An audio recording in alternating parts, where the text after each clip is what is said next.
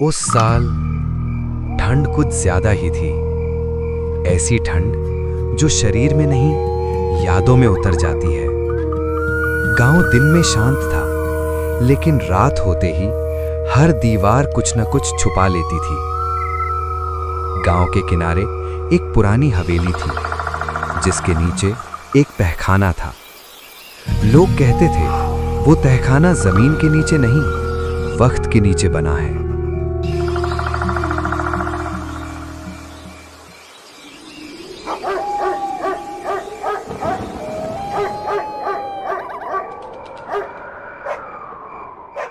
आज इतनी कड़कड़ा के ठंड पड़ रही है, जैसी कोई खेतों पर बर्फ जमने वाली हो। इतनी ठंड में खेतों पर पानी मोड़ने के लिए मन ही नहीं करता। आग के पास बैठे लेने का ही मन करता है। ऊपर से ये हवा इतनी तेज चल रही है जैसे कोई हमारी हड्डियों का पानी सुखा कर मानेगी। ये आग के पास बैठने का तभी मजा आता है जब धर्मपाल काका कोई कहानी सुना रहा हो। धर्मपाल काका के बिना अलाव के पास बैठने में कोई मजा नहीं आता है। अभी तक धर्मपाल काका आए नहीं। धर्मपाल काका कहाँ रह गए आज? अभी तक तो आ जाना चाहिए था काका को। वो कौन आ रहा है? शायद वो तो धर्मपाल काका ही हैं।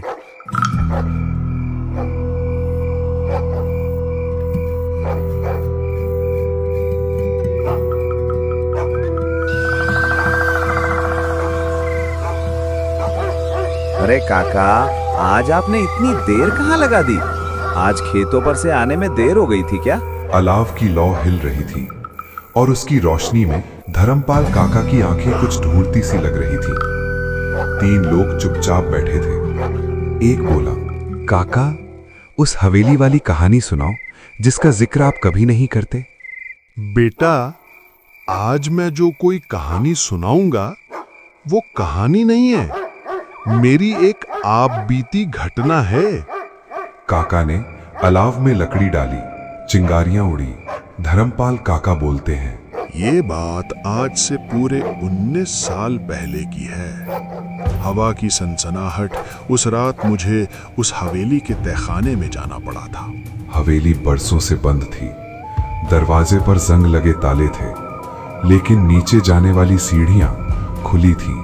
वो कहते थे, जो तहखाने में गया वो कुछ छोड़कर आया या कुछ खोकर।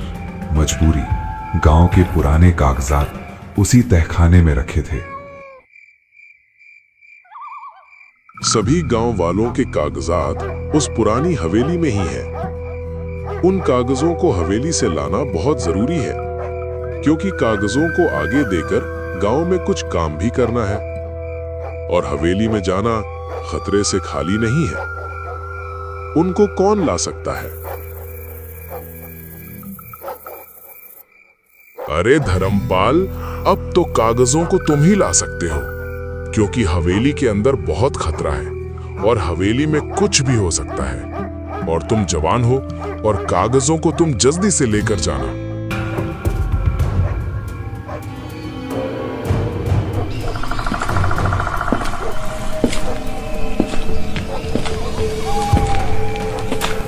सीढ़ियों पर कदम।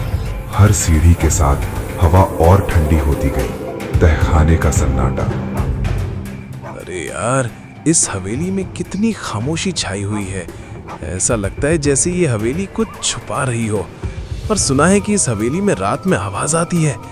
ये इतनी डरावनी हवेली है, गांव वाले कोई भी उसके पास नहीं आते हैं। पता नहीं इतनी बड़ी हवेली में तहखाना कहाँ मिलेगा। थोड़ा सा आगे जाकर देखता हूँ। तीनों श्रोता सांस रोक के सुन रहे थे। नीचे पहुंचते ही लगा जैसे कोई सांस नहीं ले रहा, बस सुन रहा है। पानी टपकने की आवाज। दीवारों पर नाखूनों के निशान थे, जैसे कोई बाहर निकलना चाहता हो। मुझे लगा पीछे कोई है। मुड़ा, कोई नहीं, लेकिन मेरे कदम रुकते तो पीछे के कदम भी रुक जाते। तभी अंधेरे से एक आवाज आई, इतने साल बाद कोई आया है, अब वापस नहीं जाएगा। कौन है वहां? यहाँ कुछ न कुछ गड़बड़ है। शायद तहखाना आगे है।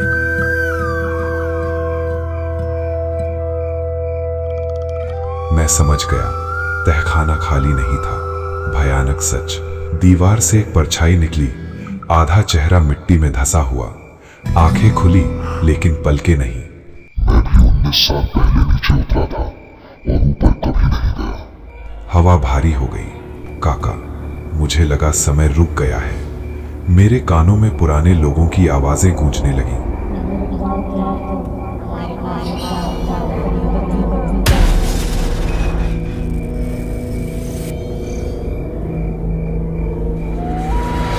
मैं दौड़ा, सीढ़ियां गिनी, लेकिन वो खत्म ही नहीं हो रही थी।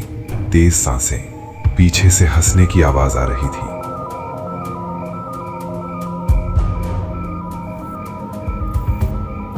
सुबह अचानक सब शांत हो गया। हवेली के बाहर बेहोश मिला। मेरे हाथ में वो कागजात थे, लेकिन आखिरी सच। काका ने अलाव की आग को देखा। उन कागजात में मेरा नाम लिखा था और तारीख आज से 19 साल पहले की। कुछ जगहें हमारी किस्मत से पुरानी होती हैं बेटा, और जो तहखाने में गया वो पूरा वापस नहीं आता, और तहखाना अब भी किसी और का इंतजार कर रहा है। हर बंद दरवाजा खोलने लायक नहीं होता। कुछ जगहें, कुछ रहस्य और कुछ बीते हुए वक्त अगर जबरदस्ती छेड़े जाएं, तो इंसान उनसे कुछ ना कुछ खोकर ही लौटता है।